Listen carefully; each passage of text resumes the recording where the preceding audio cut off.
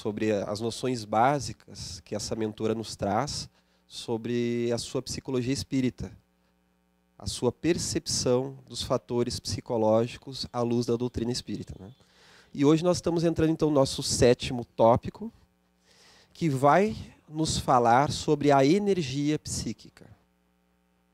É nesse tópico que então, nos utilizando do capítulo 10 do livro Vida, Desafios e Soluções, essa é a leitura do dia, nós vamos então buscar compreender qual é a percepção que essa mentora espiritual faz sobre a energia que nos move psicologicamente.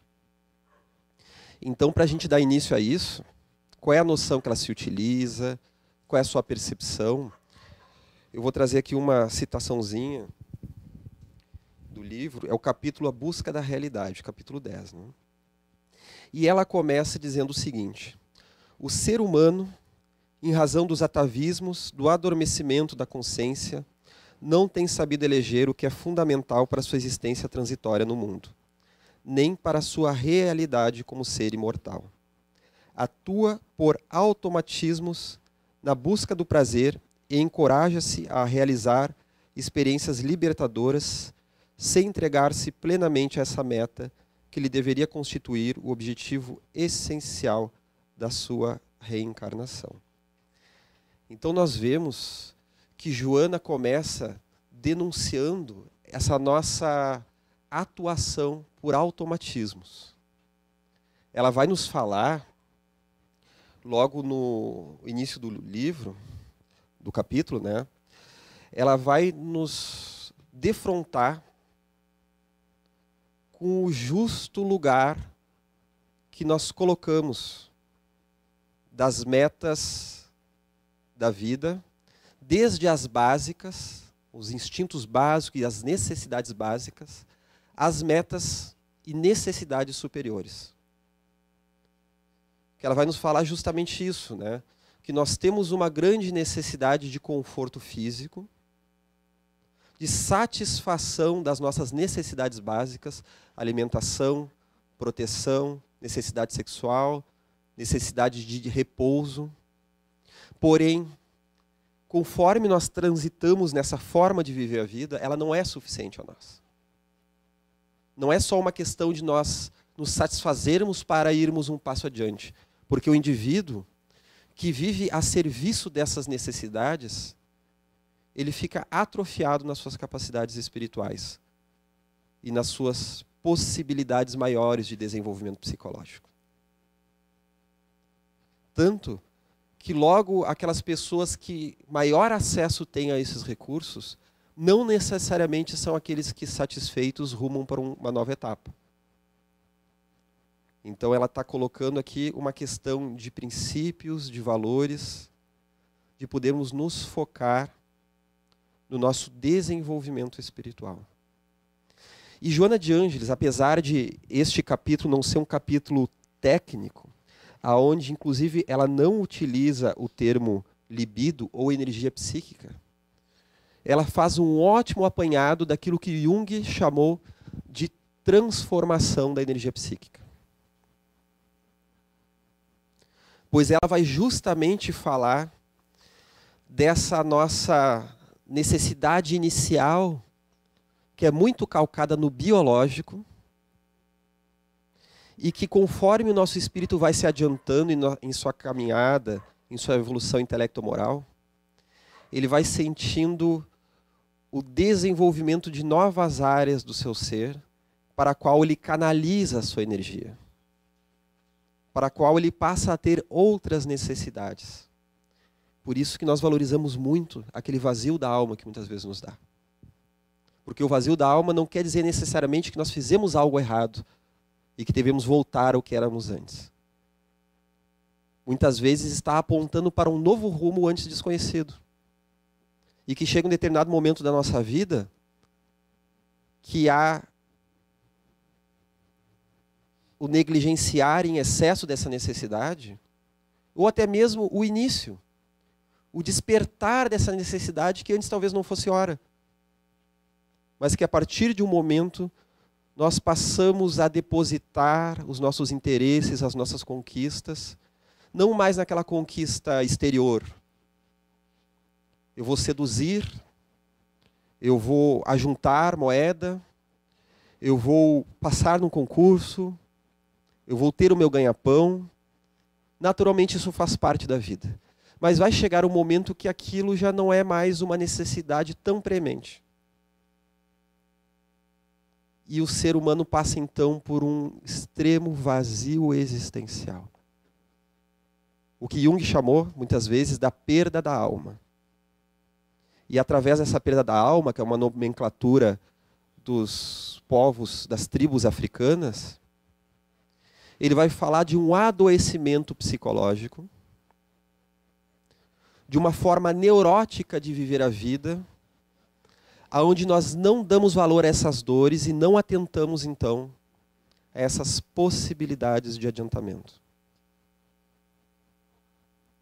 Porque conforme nós já colocamos em outras aulas, né, a nossa sociedade, por melhor que seja, qualquer sociedade, desde a Grécia Antiga, a sociedade egípcia, oriental, ocidental, brasileira atual, ela não consegue dar conta como um todo das nossas necessidades de evolução psicológica e muito menos espiritual.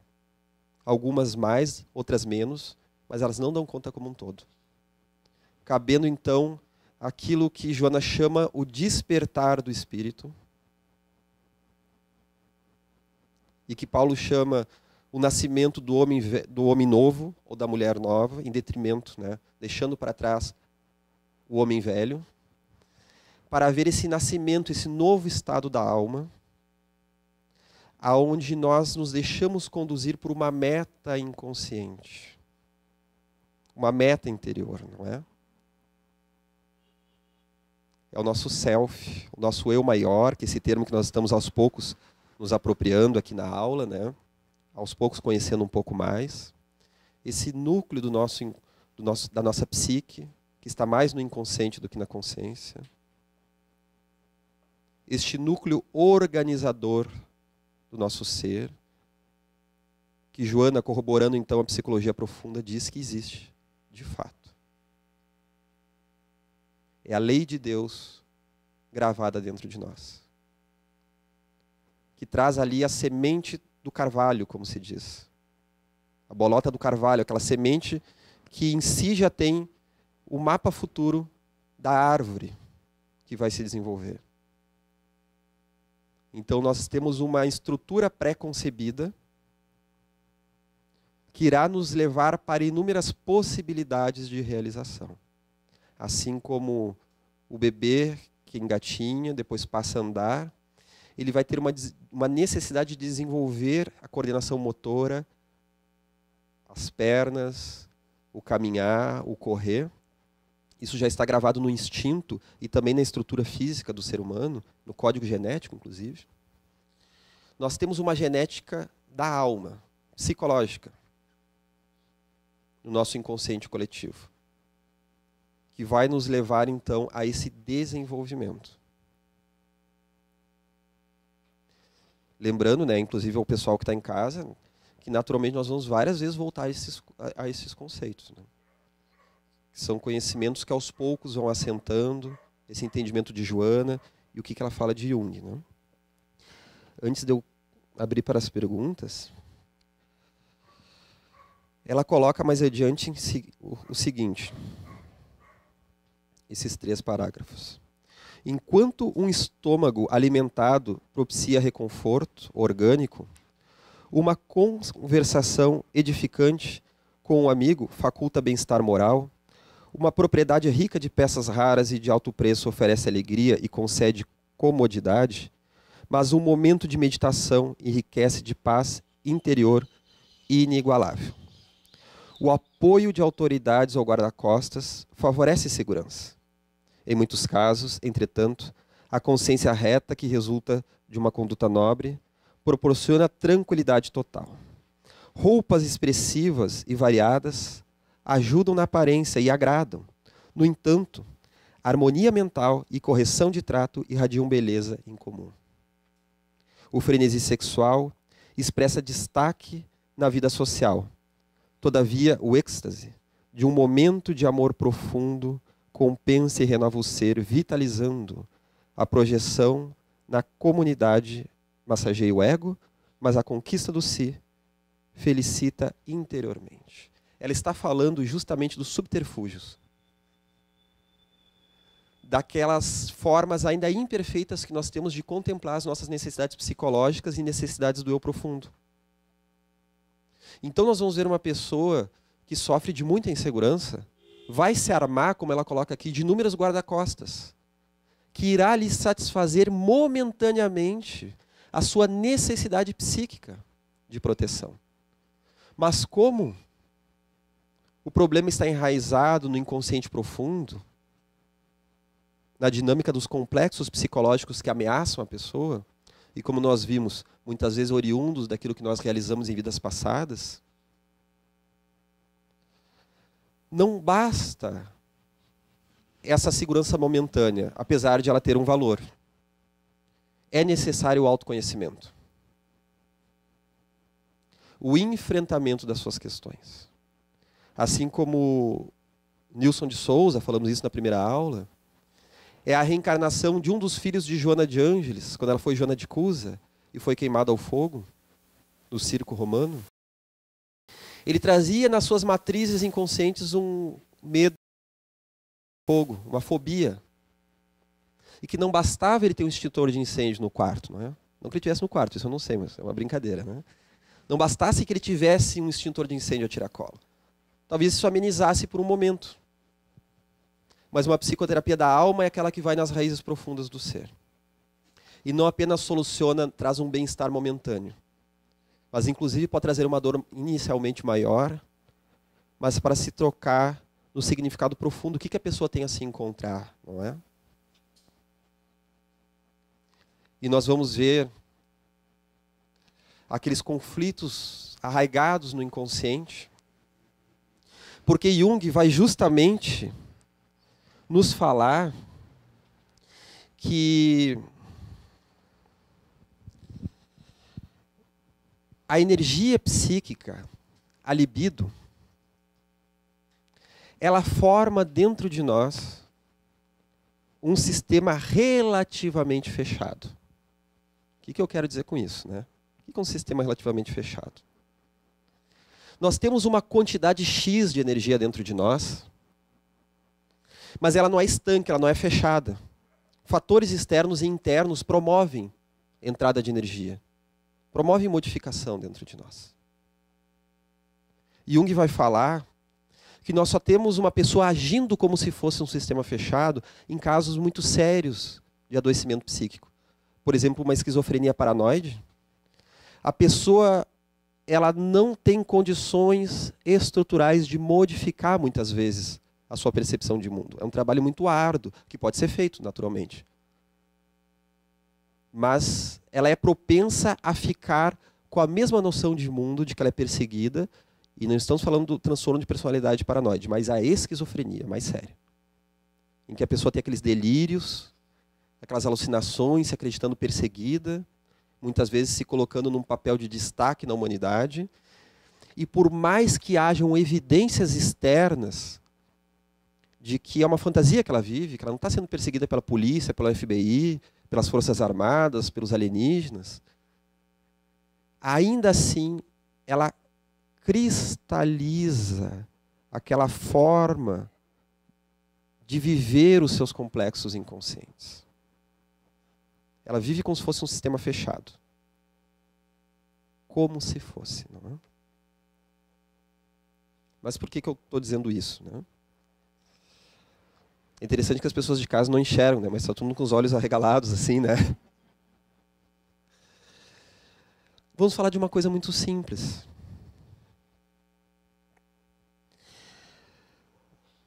Todos nós temos uma energia fenomenal. Uma energia psicológica, não apenas a energia biológica do corpo, que tem até uma relação com a energia psicológica, mas não é a própria. Todos nós temos uma quantidade enorme de energia psicológica que nós não conseguimos acessar muitas vezes, porque estamos conflituados. Lembra que nós falamos na aula passada, iniciamos um pouco a falar dos complexos, aquelas nossas subpersonalidades, não é? Falamos, não é? Ah, tá, que susto. Não foi sonho. Aquelas subpersonalidades que muitas vezes tomam o nosso eu de assalto, né? E que cabe no nosso processo psicológico nós irmos nos conscientizando dos complexos, desses lados diferentes da nossa personalidade, né? E equacionando eles, solucionando-os para que eles se tornem forças a nosso favor e não nos dominem, né? Senão daqui a pouco eu posso estar aqui dando aula e me assono um complexo do guerreiro, me sinto ameaçado e saio esgrimindo palavras, né? Discutindo. Não ocorre isso, né? Até mesmo dentro da casa espírita, daqui a pouco um colega coloca algo ali e a gente já ouve torto aquilo, né? Até pode estar obsediado, né? Mas na maioria das vezes o obsessor somos nós mesmos, né? E a gente já ouve torto aquilo ali, né? Porque nós estamos acionando aquele nosso instinto de luta e fuga pelo acionamento de um complexo que está carregado de libido. Libido, energia psíquica. Ele está carregado. E quando ele está carregado de energia psíquica, o meu eu está descarregado, cada vez mais descarregado. Eu me sinto fraco. Eu não tenho forças para ler um livro da Joana, não é?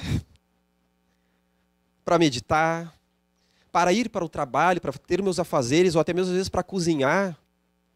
Parece que me falta energia, enquanto eu tenho energia para outras coisas, não é? O que é estranho, muitas vezes. Porque há ali um conflito emocional que está me roubando energia. A energia está indo para o inconsciente. Ou está sendo desperdiçada em outra coisa, não é? Então, muitas vezes a pessoa diz o seguinte: mas eu não tenho energia nem para sair da cama, muito menos para trabalhar. Mas que eu assisto todos os jogos do Inter no estádio, isso sim. Eu viajo de ônibus pelo Brasil afora. Mas às vezes a pessoa não tem uma energia para trabalhar. Ou tem para trabalhar e não tem para visitar um filho, uma filha que está a uma quadra distante. Ah, mas eu não tenho tempo, eu trabalho tanto. Mas há um conflito emocional tomando conta da pessoa. E que não auxilia que ela evolua. Então nós vamos ver que essa energia psíquica, ela está travada pelas nossas neuroses, que são conflitos emocionais. E conforme nós vamos expandindo a nossa consciência, o nosso ego, que é o nosso eu, né, vai se autoconhecendo, mais atento ao inconsciente, né? Atento ao inconsciente. Nós estamos falando aqui de uma fórmula mágica, né? Mais atento assim aos seus conteúdos. Eu me sinto bem aqui, mas será que... Por que eu tive, de repente, aquele mal-estar? Algo está ocorrendo no meu inconsciente. Isso já é uma atenção inconsciente. Será que eu estou sendo arrogante, sem me dar conta? Será que eu estou atemorizado por uma situação até mesmo infantil? De ter medo de perder o amor das pessoas à minha volta, não é? O meu apego infantil. Isso acontece nas melhores famílias. E isso já é uma atenção ao inconsciente. Reverenciar o inconsciente, né? Vou prestar atenção. Eu estou tendo uma vontade de parar para meditar ou de conversar com um amigo. Será que não tem uma energia minha aí querendo me mostrar algo que eu não estou atento, não é? Ou um adolescente que muitas vezes vai buscar a fuga pelas drogas, parar para pensar assim, mas o que eu estou querendo medicar dentro de mim? Eu não consigo enfrentar a vida sem esse subterfúgio para tentar me acalmar, mas que só piora a situação, não é? Mas por que eu quero me acalmar? Tem algo que está me ameaçando. Eu estou tentando remediar alguma coisa. Então também estar atento à questão da sabedoria do inconsciente. Porque meu inconsciente está querendo me levar a um aprendizado que eu não estou sabendo respeitar. Então toda vez que a gente fala assim, de estar atento ao inconsciente, nós estamos falando de uma equação matemática, né? Que é como se nós tivéssemos que dar conta de algo muito difícil, né? Porque já diz o nome, inconsciente, não está consciente, né? Se nós soubéssemos, seria consciente. Mas é estar atento a estes sinais. Tudo certo por enquanto? Escutei essa semana vontade inteligente. É mais ou menos isso, né? Já que do espiritismo a vontade, a disciplina, né? Então essa vontade inteligente ele usa como ir atrás do que se precisa, evolução moral, crescimento, enfim. Mas se a vontade não é suficiente, pelo menos tenta buscar o inteligente. Isso me faz mal, isso eu estou buscando isso porque acho que fecha um pouco com o que tu está colocando agora. Exatamente, isso entraria naquele capítulo que nós falamos em outra aula sobre o exercício da vontade. Senão a gente fica sentado na poltrona e diz, não tenho vontade, né? Fazer o quê? Não é? O que eu posso fazer? E agora, né? Às vezes as pessoas me dizem assim, eu gostaria tanto de estudar, de aprender uma língua, ou de viajar, ou de encontrar um emprego, ou se relacionar melhor com os amigos ou com as pessoas amadas. Mas me falta vontade. Né? Tá doendo tanto a questão lá em casa, mas eu deveria, talvez, encontrar o meu canto, né? Já está na hora, mas me falta vontade. Eu digo, vai piorar. Como assim vai piorar? Vai piorar, vai doer mais. Mas como assim? Por que vai doer mais? Se com esse nível de dor a pessoa não está se modificando, a dor ela entra aí, lembramos, né? Energia psíquica como um sistema relativamente fechado. Ela tem uma certa abertura. A dor entra aí, para haver modificação. Jung fala que se ela chegasse sempre no estado de harmonia completa, nós não evoluiríamos. Toda vez que a energia psíquica estanca no estado de harmonia, seja por algo não desenvolvido, a pessoa parou, a água ficou parada, digamos assim, ou porque atingiu um nível, logo chega a novidade da dor, para que haja uma modificação. Porque justamente é onde há atrito que há dinamismo dentro da psique. Você já viu algum filme que não houvesse uma tensão? Algo que o herói, o protagonista do filme tem que encontrar? Se é um filme desses de aventura, a pessoa tem que vencer um vilão, uma ameaça, né? Se é um filme dramático, tem uma tensão entre as personalidades, uma dificuldade dentro da família, a conquista amorosa, que está difícil, um suspense, uma dor. Porque se o filme não tem isso, não tem graça. E tem muitos filmes sem graça por aí, isso acontece de vez em quando, né? Precisa haver uma tensão, para haver uma busca. É como nas mitologias dos heróis gregos e outros mais da antiguidade, em que a partir de uma demanda inicial, de uma dificuldade do herói, uma necessidade do herói ou da coletividade que ele vive, ele parte em busca de uma solução. E quando ele parte em busca daquela solução, ele vai encontrar um outro caminho inesperado. Ele vai buscar um outro conhecimento que antes ele nem sabia que existia. E vai haver uma transformação pelo qual ele vai passar, um sacrifício interno, uma transformação, para que ele retorne modificado e com outro tesouro que antes não era esperado.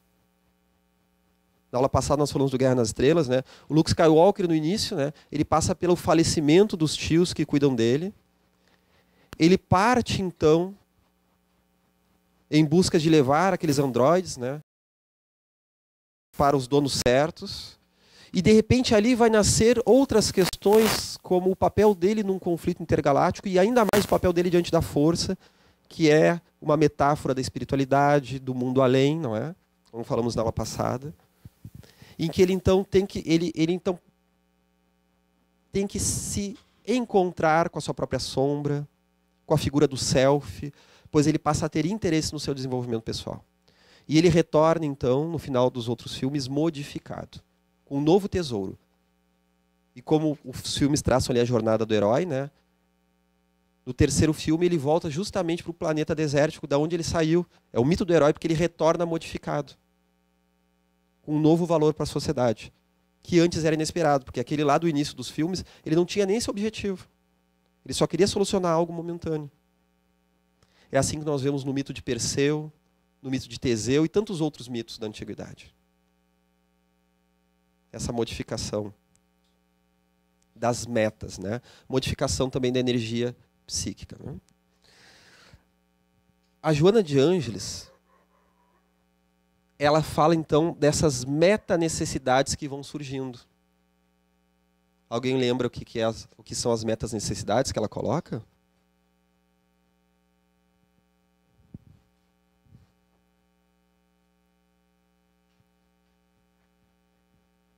Ninguém lembra? Uma das necessidades é a gente fazer a leitura sempre para a próxima aula, né? E o pessoal que está em casa, eu também estou puxando as orelhas, né? Se não leu, busque ler, né? É uma das necessidades, tá? Mas a Joana, então, vamos lembrar, né? No livro Vida, Desafios e Soluções, ela fala das meta-necessidades, as necessidades superiores, ulteriores, né? De autodescobrimento e interiorização. Vejamos bem. É algo básico, essencial, é um grande tesouro, esse autodescobrimento, que logo vai nos trazer uma necessidade de interiorização, de vida interior. Vida psicológica. Não apenas a vida externa, a vida de objetivos do mundo concreto, como se chama. Por melhores que eles sejam esses objetivos, eles só são válidos porque neles nós também vamos nos defrontar com questões internas. E conforme nós vamos tendo essa vida interior, essa meta, nós vamos então nos interiorizando, tendo momentos de reflexão, momentos de meditação.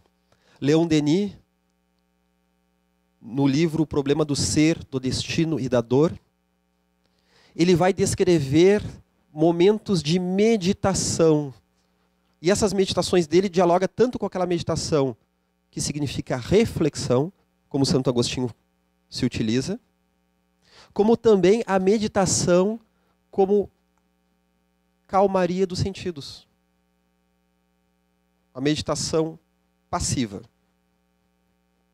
aos moldes como que orientais. E que Joana de Ângeles também defende como uma forma de nós nos encontrarmos.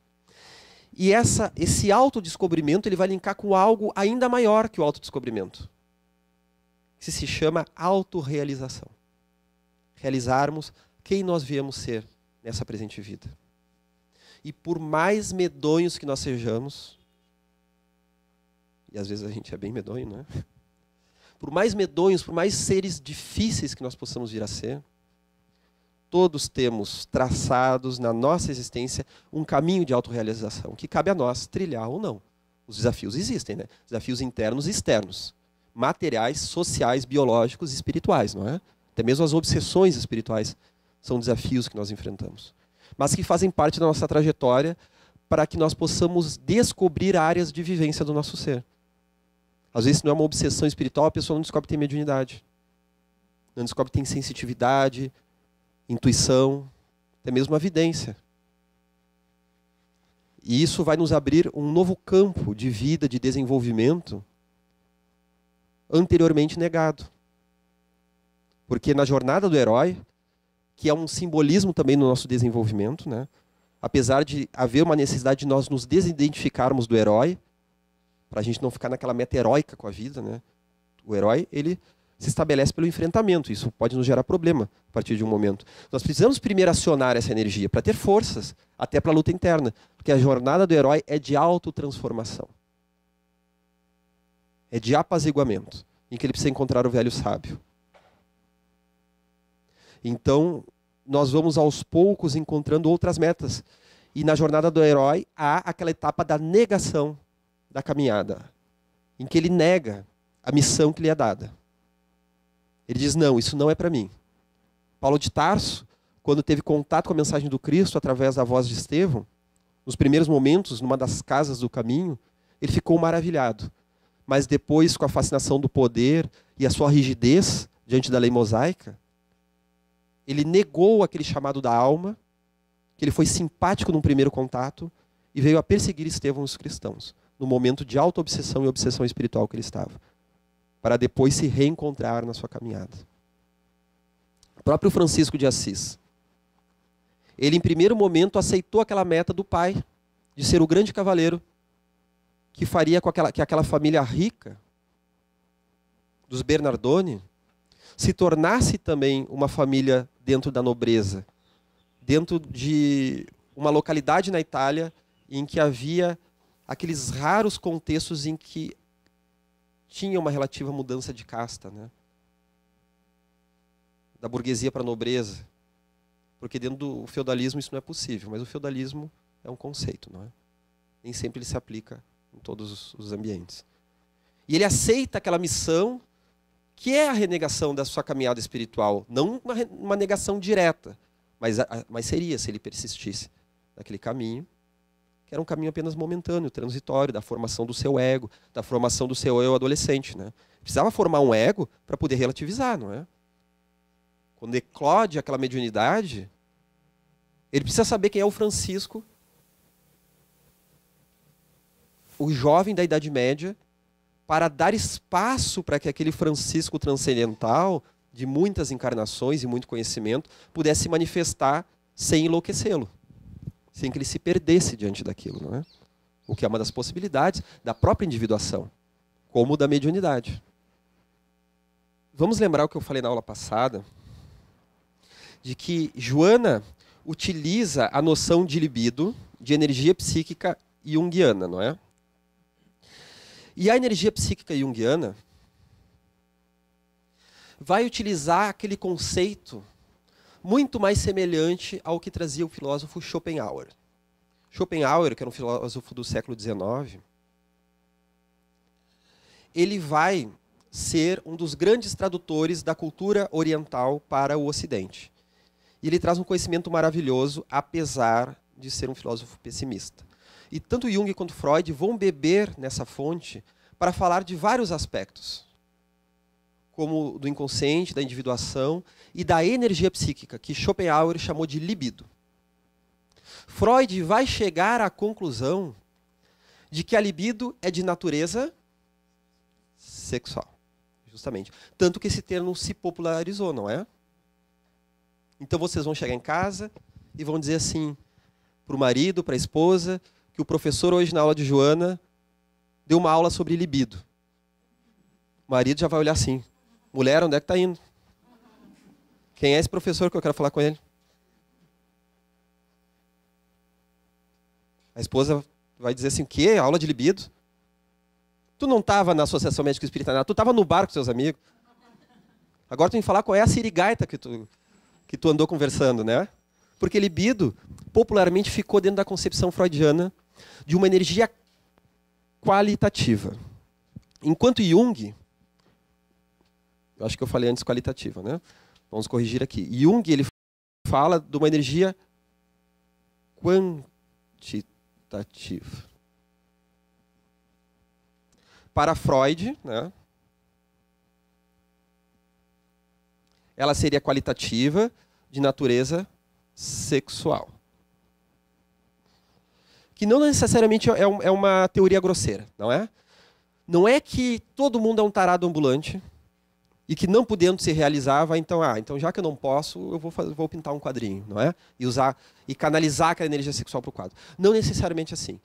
Freud traça um estudo muito aprofundado e que faz muito sentido de como o bebê e a criança vai sentindo aqueles prazeres no toque, que é uma sensação sexualizada que não está contida no genital, mas no corpo todo. E conforme vai tendo isso, ele vai traduzindo isso para as outras relações depois da vida.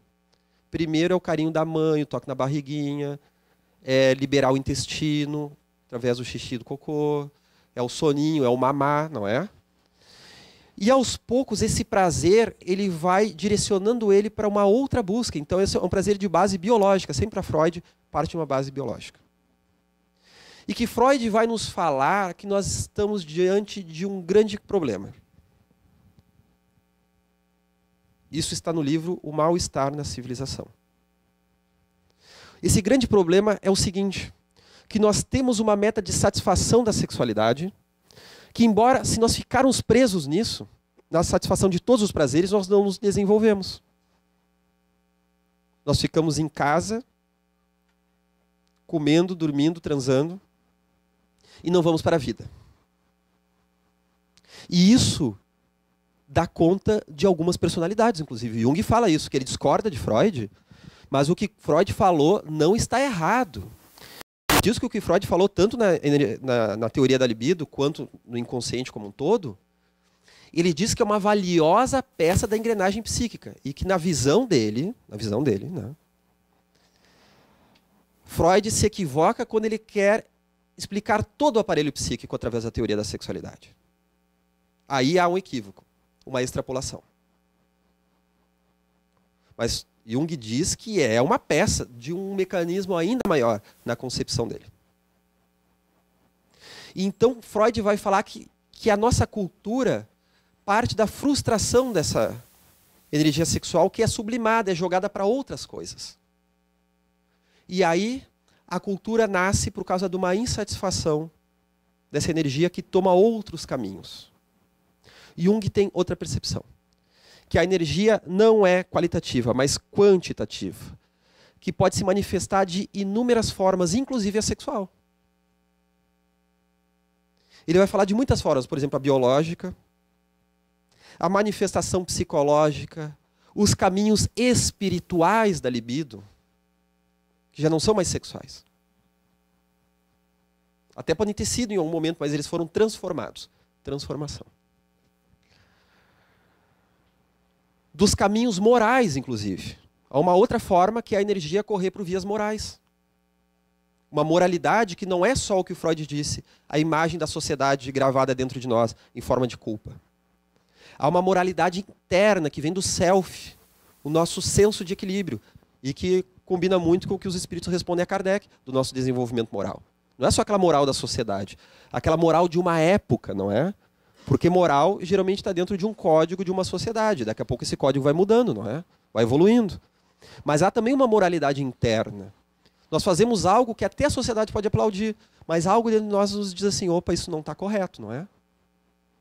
Essa resposta que tu está dando para a vida é aceita socialmente. Mas o teu eixo saudável não está aceitando. Alguém te humilhou, tu vai lá e vence a pessoa, humilha. Moralmente, socialmente, todo mundo bate palma. Mas o nosso self nos diz assim, pois é, meu amigo, tem alguma coisa aí que não está legal, né? Essa fase tu já passou muito tempo atrás. Às vezes a nossa consciência nos puxa a orelha, não é? Então, a gente vai se dando conta. Né? Não tem aquele caso lá de o Chico Xavier, quando ele recebeu aqueles repórteres que estavam se fazendo de bobos, né? Se faziam de repórteres estrangeiros, e ele com toda aquela mediunidade não percebeu. E depois que sai na revista Cruzeiro aquelas fotos caçoando dele, ele está lá chorando, né? Poxa, mano, por que tu não me avisou? Ele disse assim, eu tentei te avisar, mas o teu ego não deixou. Mas agora o ego não o ego, o nosso eu, né? Mas o ego, a vaidade, né? Tua vaidade não deixou. Tu não quis perceber. Não é? Então, o Emmanuel dá aquele puxão de orelha nele, né? Porque ele já tinha condições de não se equivocar daquela forma. É um equívoco natural, faz parte, não é? Então, o Emmanuel depois relativiza, né? Olha pelo lado bom, né? Jesus foi para a cruz, tu foi para o cruzeiro. Né? Então faz parte da caminhada, foi um rico aprendizado para o Chico, não é? Mas ele está ali está quebrado. Quantas vezes a gente fica ao quebrado, não é? Lambendo as feridas, e às vezes são momentos de grande crescimento. Às vezes um trabalho na nossa profissão, às vezes até uma palestra, né? Às vezes uma palestra boa, que tu está mais intuído, mais atento à espiritualidade, é depois de uma palestra muito ruim. Que tu fica depois lambendo as feridas, assim, poxa, né? O que eu me equivoquei? Será que eu não estava assim, imbuído de amor?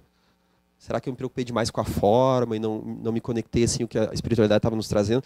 E só o fato da gente ficar lambendo as feridas parece que a gente vai se reencontrando, né? Vai se reconjuntando. Então o Jung, ele vai honrar o Freud, né? Ele vai dizer que isso tem valor, né?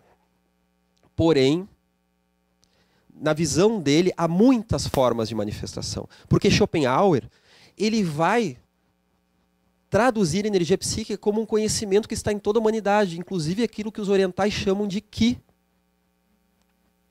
Os japoneses chamam de ki, os chineses chamam de chi, os indianos chamam de prana. Está falando de uma energia que dialoga também com o nosso duplo etérico, mas não fica só nisso, né? Se nós falamos em termos espírita, não é apenas o nosso magnetismo, né? Porque o magnetismo vai quando a gente morre na Terra, é a energia que está vinculada à energia animal. Essa energia psíquica, ela segue dentro do nosso psiquismo mesmo desencarnados, né? Senão o desencarnado não tinha conflito emocional e também não tinha direcionamento para o progresso, para o bem, não é? Então nós não podemos deixar dentro dessa teoria, mas dialoga, não é? E Jung, então, ele vai nos falar de que a energia psíquica tem meta. Vamos pular para esse ponto aqui, né? Por exemplo, ele vai nos dizer que um sintoma psicológico ele não está preso no passado apenas. Ele tem uma relação com o futuro. Não apenas o porquê. Quando a gente vê um problema que surge na nossa vida, um sintoma psicológico, uma depressão, uma síndrome do pânico, um medo, de repente, que nos toma, uma dificuldade de vencer uma etapa, não é porque isso está apenas no nosso passado, porque eu fui humilhado na infância, porque eu sofri bullying, porque eu passei fome, eu passei privação, porque eu perdi um ente querido naquela fase tão importante. Isso, naturalmente, tem efeito.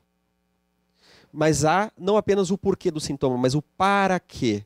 Ou seja, o fator não apenas perspectivo, mas o fator prospectivo. O sintoma está querendo nos levar por um caminho que nos é vital.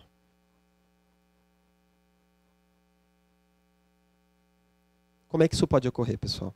Como é que o sintoma pode nos levar para um caminho? Como é que uma mudez, por exemplo, uma gagueira, não foi só porque eu fui traumatizado na infância ou em algum momento da minha vida. Para onde é que isso está indicando? Como é que a gente pode pensar isso? Para mudança do comportamento, para que a gente procure não errar mais, não repetir os mesmos erros. Para mudança de comportamento, né? Nós temos um espírito puro no nosso futuro espiritual. Nós temos algo a ser desenvolvido, não é? Nós temos até mesmo uma caminhada traçada na nossa vida, que para uns é de um jeito, para outros é de outro. E aquilo tem uma hora que tem necessidade de manifestação. E se a gente não encontra por um jeito, encontra por outro. E aí o para quê do sintoma, né? Vamos usar um exemplo, a gagueira. Ou a timidez. Há muitas formas de uma etiologia da timidez. Uma delas é a arrogância e a criticidade. Muitas pessoas que não abrem a boca, caso abrissem, estariam cometendo atrocidades morais nas suas relações pessoais. E estariam falando muita bobagem por aí. Então é um mecanismo de travar a pessoa para que ela possa se reencontrar. Então, dentro desse propósito, quando se vai tratar uma timidez, por exemplo, tu não vai apenas dar recursos para o ego. Vamos lá, vamos fazer um treinamento de oratória, tu vais falar em público, vai perder a vergonha, e depois que perde a vergonha, passa por cima de todo mundo, não é? Se compromete e termina a encarnação, então, mais ralado do que começou. É? Um olhar profundo vai valorizar que a pessoa talvez possa ganhar esses recursos, mas vai priorizar a meta da individuação. Vai priorizar o que está por trás dessa prisão. O para quê dessa mudez ou dessa timidez, desse desconforto. Às vezes pode ser uma arrogância. Então, tratando a arrogância, tu trata o sistema inteiro. Tratando a arrogância, a criticidade, a pessoa não só vai modificar o para quê desse sintoma, vai equacionar esse para quê, como o sintoma vai desaparecer ao natural. Aquela timidez aos poucos vai deixando de existir. Não é? Há pessoas que às vezes chegam com um conflito sexual muito forte e às vezes tu vai tratando a pessoa e dá resultado rápido demais. E a pessoa está lá, eu tenho medo de perder o meu marido ou perder a minha esposa porque estou com uma dificuldade, né, em poder ter relações. Eu gostaria tanto de poder, não é? E daí passa alguns meses, a pessoa vai trabalhando aquilo com a pessoa vai conseguindo encontrar mecanismos de trabalhar aquela impotência, por exemplo. Diz assim, poxa, agora eu estou potente, né? Agora eu quero pegar todas, que se rale a minha esposa, que se rale meu marido, né? E aquilo já estava na etiologia do problema. Para que a pessoa trabalhe essa sua voracidade, trabalhe essa sua necessidade como um todo, né? Para que ela possa se confrontar com isso. Às vezes uma pessoa que tem um ciúmes muito grande pode ter na sombra uma necessidade, ou pode estar traindo, ou uma necessidade de trair. Talvez a pessoa não faça por medo, mas tem uma necessidade que um dia ela vai ter que se defrontar com aquilo, vai ter que conversar. Por que essa necessidade tão grande, né? De obter o afeto, que é válido, porém desta forma. Eu posso encontrar esse afeto, sim, da forma sexual, mas também de outras formas, né? Se eu quiser ter todas as pessoas que me atraem, eu não vou me desenvolver psicologicamente. Eu vou querer ter pessoas. Não vou saber tê-las de outra forma. Posso achar uma pessoa bonita, posso até sentir uma atração, mas eu vou me satisfazer pela sua palavra, pela sua presença, pelas suas características psicológicas difíceis e legais, boas, mas que de alguma forma me geram uma satisfação em poder estar ali presente. É por isso que muitas vezes o filho renasce, o amante renasce como filho, não é? É por isso que muitas vezes há a reencarnação colocando como parceiros marido, mulher, filhos, né? Como a mãe de André Luiz, em Nosso Lar, queria reencarnar para receber o pai como marido e as amantes dele como filhas. Para que ele possa, imagina, ele vai ser pai das duas amantes. Ele vai ter que psiquificar aquele amor que era apenas instintivo, que, claro, tem um valor instintivo, o valor sexual, ele também é importante. Ele era apenas instintivo, ele vai ter que psiquificar para viver também em outros níveis. Porque aquele sexual foi vivido em excesso e deixou de ter um valor saudável, né? Porque virou, então, um desequilíbrio para a vida dele. Ele fez disso ser um desequilíbrio, não é? Não é o sexo que é impuro, é ele que fez ser um tormento para o seu equilíbrio moral e psicológico. Então ele vai poder encontrar novas formas para aquele amor, novos caminhos para a energia psíquica. A energia psíquica ela vai encontrando caminhos que vão nos auxiliando a nos encontrar.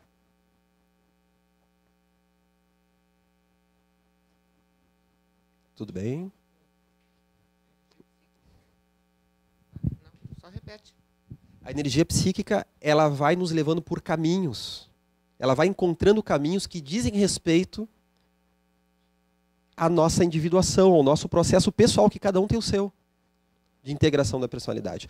Porque ela é de base arquetípica. O arquétipo, ele organiza a experiência. Então, não só aquela energia que vai gerar atrito e as coisas vão se modificando dentro de nós, é uma coisa bem simbólica, né? Se modificando dentro de nós, daqui a pouco a pessoa está imaginando comer um cachorro quente e aquilo está revirando na barriga, né? É uma questão bem simbólica, bem abstrata, né? Que umas bolas de sinuca, né? Tu bate e as bolas, elas não ficam só caóticas, elas não ficam uma levando a outra para algum caminho. Tem um caminho mais ou menos pré-determinado, vários caminhos pré-determinados pelos nossos arquétipos, né? Que vão nos levar ao mito do herói, ao paterno, ao materno, ao desenvolvimento do ânimos e da ânima, né? O masculino e o feminino. Vão nos levar ao confronto com a sombra. É a mesma coisa que a gente jogar sinuca numa mesa com caimento, né? Quem é que já jogou sinuca? Tem aquelas mesas assim, essa mesa tem um caimento, joga a bola para lá, ela começa a fazer a curva, né? E conforme a pessoa é religiosamente dedicada, né, a matar tempo jogando sinuca, ela já conhece até o caimento da mesa, não é?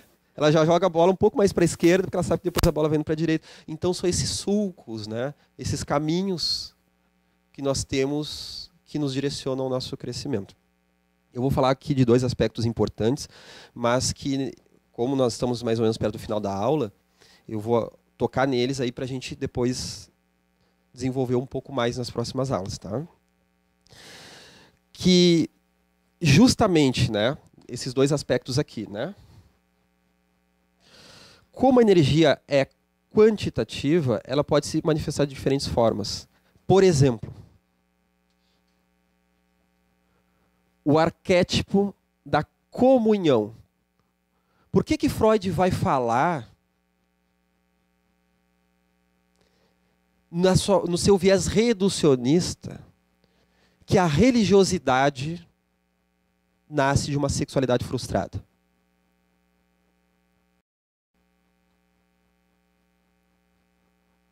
Não é que ele estava se vingando do padre. Ele não foi coroinha. Ou de algum líder religioso, né? Ele era judeu. Não era uma questão dessa forma. Porque ele identificou um dos papéis da libido, mas não conseguiu compreendê-la mais a fundo. Essa libido, essa energia psíquica, que para Joana de Angelis e para Jung ela é quantitativa, ela vai falar de uma realização em vários níveis.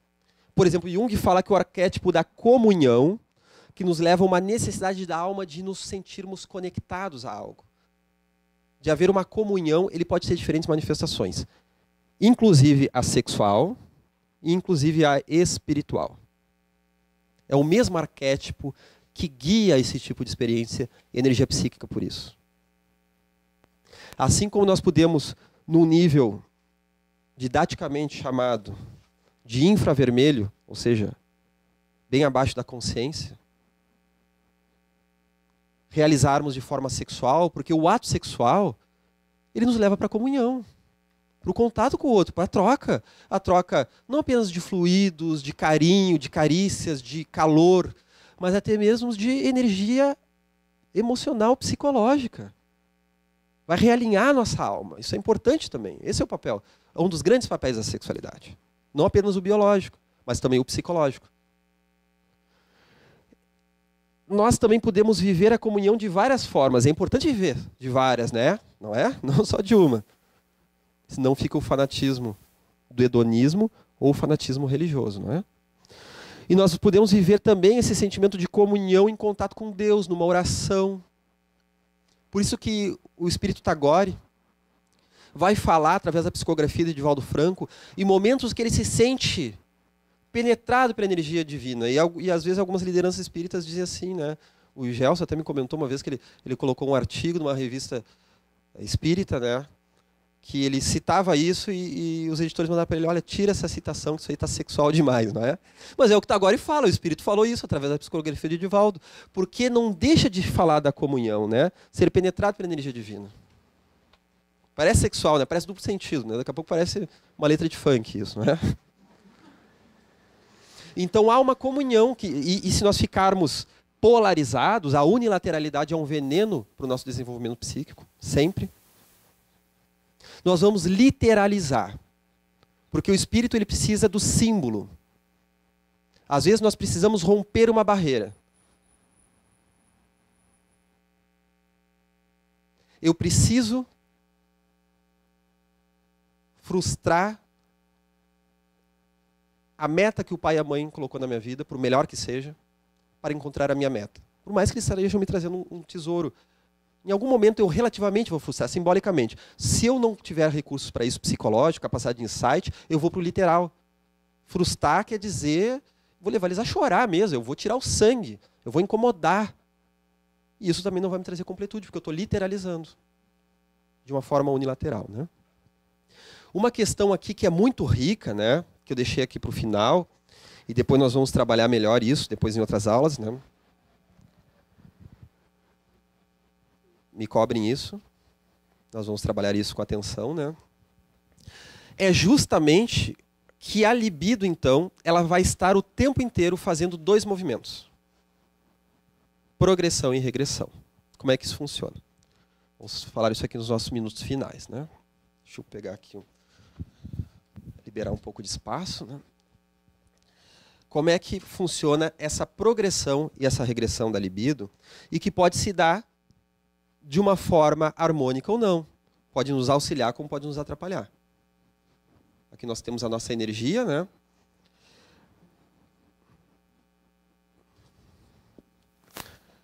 regressão, progressão, né? Como se fosse nosso movimento daqui para lá. Toda vez que a nossa libido está progressiva, ela está nos levando para o mundo, para o objeto, para buscar as coisas. Se nós não tivéssemos esse movimento de progressão que todos temos, a gente até pode se atrapalhar com isso, mas nós temos. A gente não se arrumava, não saía de casa, não tomava banho, não ia para o trabalho, não ia para o estudo, não ia para o trânsito, não é?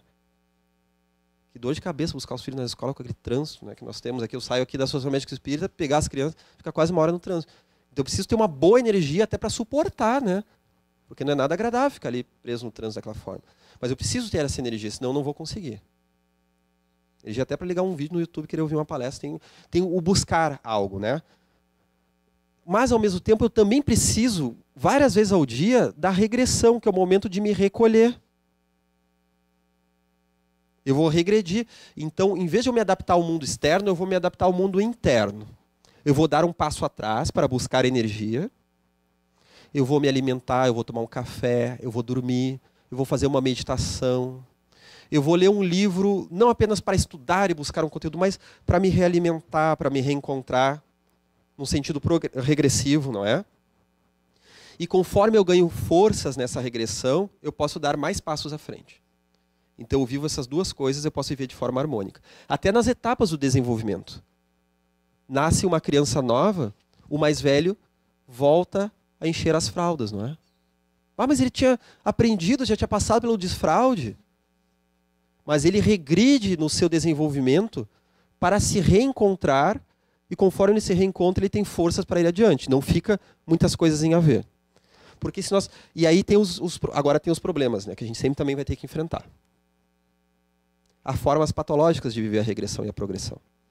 Que formas são essas? Como é que eu posso ir para frente de forma patológica, de forma adoentada? É o mito do fazer. É o que Joana de Ângeles denuncia na maioria dos seus livros, que o homem está vivendo para a vida exterior, numa vida adoentada, cheio de buscas improfícuas, em que nós enchemos o nosso dia com o Facebook, com o WhatsApp, com o trânsito, com os shows, com a moda, com a beleza, com o futebol, com a bebida, sem darmos um valor mais ou menos adequado a isso, nós damos um valor inadequado, e nós não paramos para olhar para o mundo interno. Então nós vivemos fazendo, e não olhamos para dentro. Assim como há a energia regressiva, o movimento regressivo da libido, da nossa energia psíquica, que também pode se dar de forma equivocada. Como é que é isso? Eu sofro um baque e eu fujo para o videogame, que hoje em dia faz parte do mundo adulto, né? Não é mais nem no mundo das crianças, né? Os jogos que eram para as crianças agora são para os adultos. Eu fujo para o videogame, eu fujo para o sorvete. A pessoa tem uma desilusão amorosa, ela toma um litro de sorvete por dia, né? Ninguém passou por isso aqui, né? As mulheres, então, nem conhecem isso, né? Chocolate, né? Eu vou regredir para essa saciedade alimentar. Eu vou regredir para o álcool, para a bebida, para as drogas, para não enfrentar.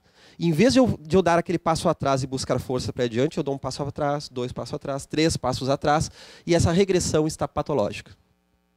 Eu estou viciado nisso. Porque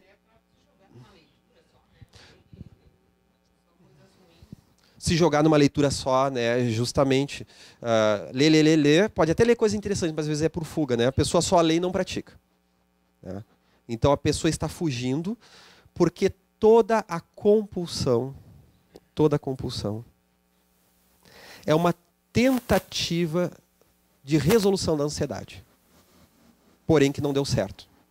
É uma tentativa de solucionar a ansiedade, de acalmar, mas que não está dando certo.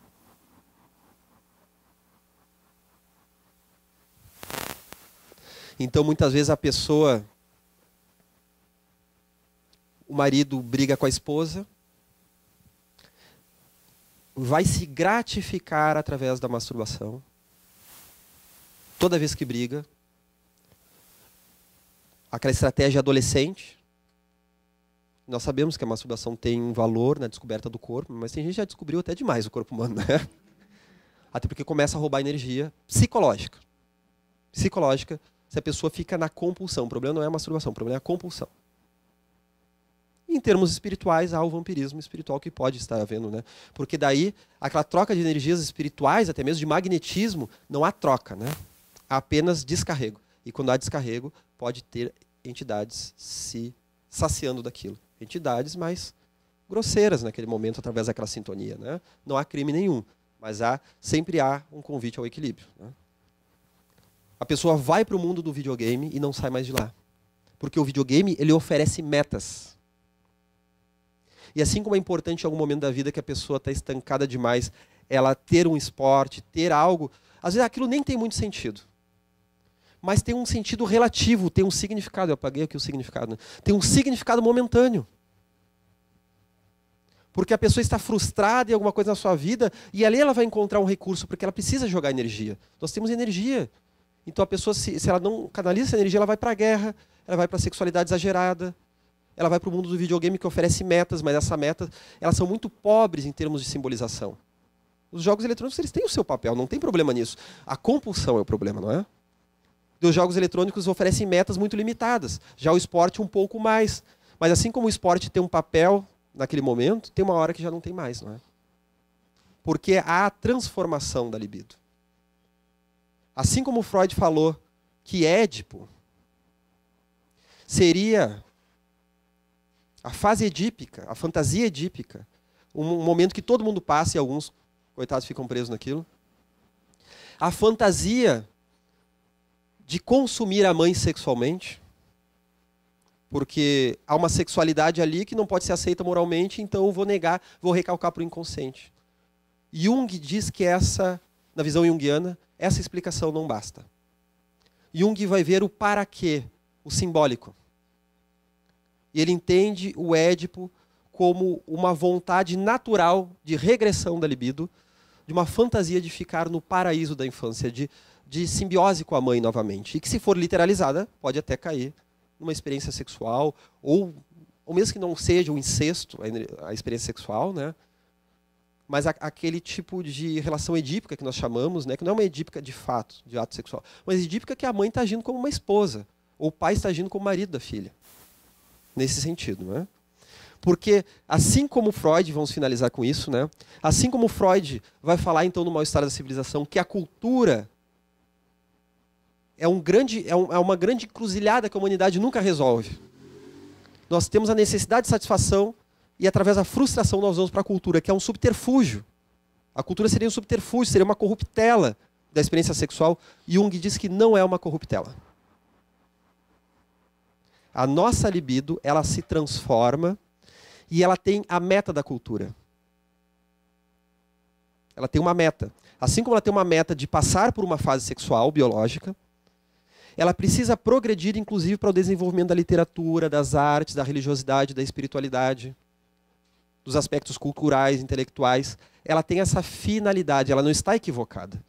Não é apenas uma energia, como Freud falaria, de origem sexual e que foi recanalizada e reaproveitada em outra coisa. Jung fala que ela é quantitativa, ela até pode passar pela manifestação sexual em alguns casos. E muitas vezes, inclusive. Mas a finalidade dela é a transformação. Quando ela vai para a cultura e para o desenvolvimento da civilização, não é uma corruptela, não é um desvio, é uma finalidade legítima. Porque Joana, e agora nós encerramos com isso, não sei nem se eu vou achar aqui a mensagem, deixa eu ver. Ela vai nos falar de um tropismo divino. Assim como há o heliotropismo, que nos encarrega de ir para o sol, e vários tropismos na vida que nos direciona para alguma coisa, até o desenvolvimento, direciona para a sociedade, para as relações. Há um teotropismo, um direcionamento para Deus, para a realização psicológica e espiritual do nosso ser. A nossa energia psíquica, ela não está fazendo uma corrupção do seu caminho quando vai para isso, como Freud, naquele momento mais depressivo, mais pessimista, no início da década de 30, ele grafou. Mas é natural, isso nós estamos falando das meta-necessidades que Joana de Ângeles nos fala. Dessas necessidades de realização interior. Porque o ser humano, ele não entra em conflito só porque tem traumas e tem neuroses. Ele entra em conflito, como já falava também Viktor Frankl, no livro Em Busca de Sentido, um psicólogo no campo de concentração, quando ele vai falar do sentido, significado e sentido andam juntos. Há adoecimentos que surgem não por causa do trauma, mas porque nós não estamos realizando o sentido da nossa vida. Que nós trazemos grafados no nosso inconsciente desde a espiritualidade, conforme os espíritos já nos falam. Nós temos uma caminhada nessa vida. Joana vai nos falar que a individuação é a meta da reencarnação. Nós temos uma individuação a ser feita em todas as encarnações. Já estamos no final, então. Agradeço a presença de todos. Agradeço também as pessoas que estão assistindo de casa, né? Que possam buscar ali o roteiro, né? Junto da descrição. E para a próxima aula nós vamos ter capítulo 8, que, se eu não me engano, nós nos adentraríamos no capítulo dos arquétipos, não é? Certo. Inconsciente pessoal e inconsciente coletivo, né? Então, aquela nossa última aula que nós já falamos sobre o assunto, a Michelle vai desenvolver aqui com vocês um aprofundamento no inconsciente pessoal e inconsciente coletivo, né? O pessoal que quiser em casa, quiser também se adiantar na leitura, está convidado, certo? Então, vamos finalizar.